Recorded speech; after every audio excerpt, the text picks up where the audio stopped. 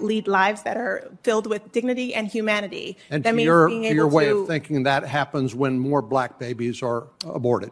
I believe, I trust, I love black people with the capacity for pregnancy. I think they have agency, they have intelligence, they know what is best for themselves, and I would love to create the conditions under which they can live lives that are filled with dignity and humanity. And do you think a baby that is delivered alive has value?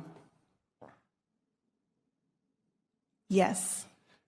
Do you think that a baby that is not yet born has value? I believe that a person with a capacity for pregnancy has value. They have intelligence. They have agency. They have I'm talking about the baby. And I'm talking about the person with the capacity for pregnancy. You're not answering the question. I'm asking. I'm answering a more interesting question to me. Do you think that a baby that is not yet born, let's say the day before this mother delivers, do you think that baby has value?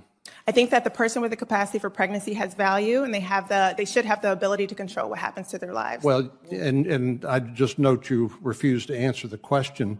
Before, I want to visit with you, Ms. Maskey, but before I do, I just want to clear one thing up. Professor Bridges, you said several times, you've used a phrase, I want to make sure I understand what you mean by it. You've referred to people with a capacity for pregnancy. Would that be women? Many women, cis women, have the capacity for pregnancy. Many cis women do not have the capacity for pregnancy. There are also trans men who are capable of pregnancy, as well as non-binary people who are capable of pregnancy. So this isn't really a women's rights issue. We can recognize that this impacts women while also recognizing that it impacts other groups. Those things are not mutually exclusive, Senator Hawley. Oh, so your view is that the core of this right then is about what?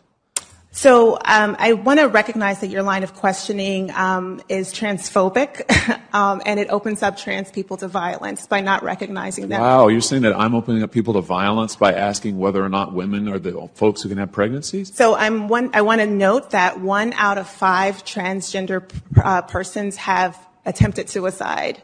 So I think it's important because of my line of questioning? So we can't talk about it? Because denying that trans people exist and pretending not to know that they exist I'm is denying that dangerous. trans people exist by asking you if you're talking about women having pregnancies? Do you believe that men can get pregnant? No, I don't think women can get So pregnant. you are denying that trans people exist? And that leads to violence? Is this how you run your classroom? Are students allowed to question you? Absolutely. Or are they also treated like this, where No, they're told that they're opening up people to violence? We have a good by time in my questioning? class. You should join. Oh, I bet. You might learn a lot. Wow, I would learn a lot. I've learned a lot just in this exchange. Absolutely. Extraordinary. That's not how it works. That's not how any of this works. If I said it, I meant it. Bite my tongue for no one, for no one.